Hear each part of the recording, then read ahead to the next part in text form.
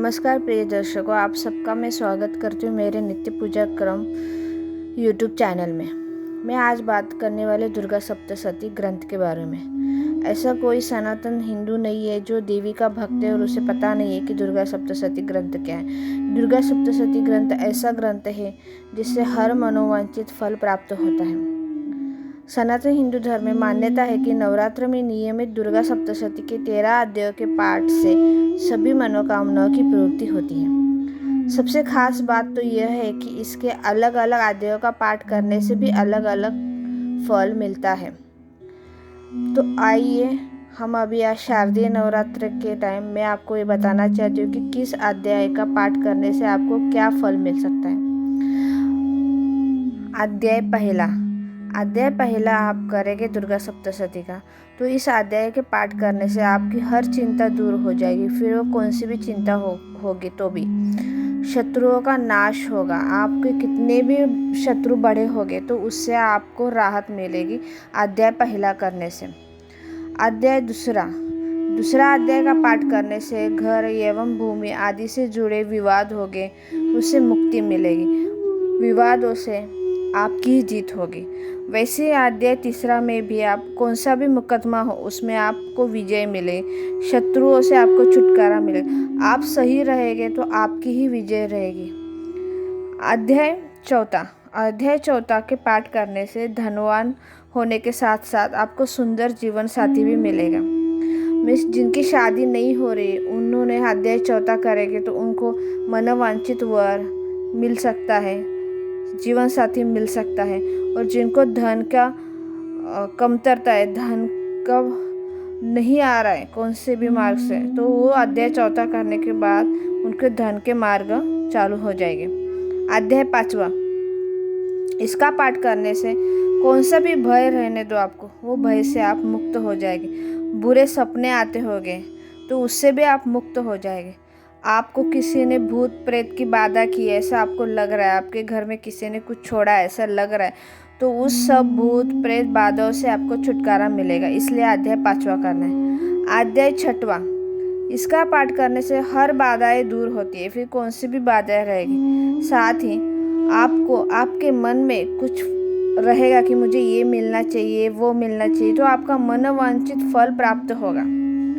अध्याय सातवां, इसके पाठ से मन की हर एक गुप्त कामना आपकी पूरी हो जाएगी। ऐसी गुप्त कामनाएं जो आपको किसी को नहीं बतानी है लेकिन आपके मन में है और आपको वो चाहिए, तो आप दुर्गा सप्तशती का 7वां अध्याय करने के बाद आपके हर गुप्त कामनाएं पूरी होगी।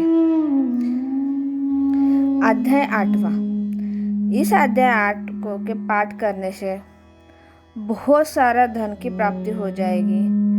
आपके व्यापार रहेगा, व्यापार में आपको प्रगति नहीं हो रही है, नुकसान हो रहा है, तो उसमें अच्छे से प्रगति होगी, बहुत सारा धन प्राप्त होगा। साथ ही आपको किसी के ऊपर वशीकरण करना है, आपके किसी के ऊपर खुद का अस्तित्व, खुद का मन की बात उससे मनवानी है, तो किसी को भी वश करना है। और धन की प्राप्ति के लिए अध्याय 8वां आप जरूर कीजिए। अध्याय 9वां, संपत्ति एवं धन लाभ के लिए अध्याय 9वां अच्छा है। साथ ही कोई खोए हुए को आप तलाश करें, कोई आपका खोया है और मिल नहीं रहा है, उसके लिए अध्याय आपको ये करना है। अध्याय 10वां, इसके पाठ से शक्ति मिलेगी, आपको ताकत मिलेगी, आप निरोगी होगे। संतान नहीं है तो संतान का सुख भी आपको प्राप्त होगा। और कोई गुमशुदा हो गया होगा तो उसकी तलाश भी पूरी हो जाएगी। अध्याय 10वां। अध्याय 11वां, इसका पाठ करने से हर प्रकार की चिंता से आपको मुक्ति मिलेगी, फिर वो कौन सी भी चिंता हो, बड़े से बड़ी हो छोटे से छोटी हो। साथ ही आपका व्यापार में बहुत सफलता मिलेगी और सुख भी मिलेगा और संपत्ति भी मिलेगी।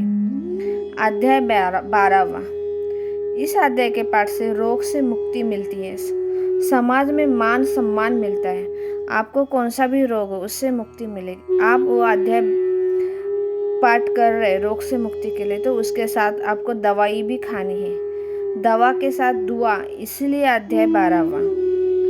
अध्याय 13वां, इस आखिरी अध्याय से जीवन के सभी इच्छित वस्तुएं आसानी से मिल जाती हैं। जो आपको चाहिए, सुख चाहिए, जीवन साथी, सब जो आपको चाहिए वो अध्याय 13वां करने से हो जाता है। तो प्रिय दर्शकों, कहने का मतलब है कि नवरात्रि में सब लोग पूरा दुर्गा सप्तशती का ग्रंथ करते, लेकिन आप नियमित रूप से आपकी एक इच्छा के लिए कौन सा भी एक पाठ करेंगे तो उसके लिए इतना ज़्यादा नियम नहीं है जितना नियम दुर्गा सप्तशती के ग्रंथ के लिए है।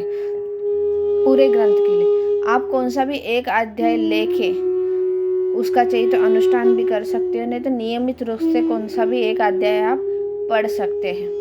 और आप जितना ज़्यादा करेंगे तभी आपको उतना अच्छा फल मिलेगा। जल्दी जल्दी फल नहीं मिलता है। भगवान खुश होता है लेकिन उसे हमें खुश करना पड़ता है। जय माता दी। ये ज़रूर शेयर कीजिए सबके साथ।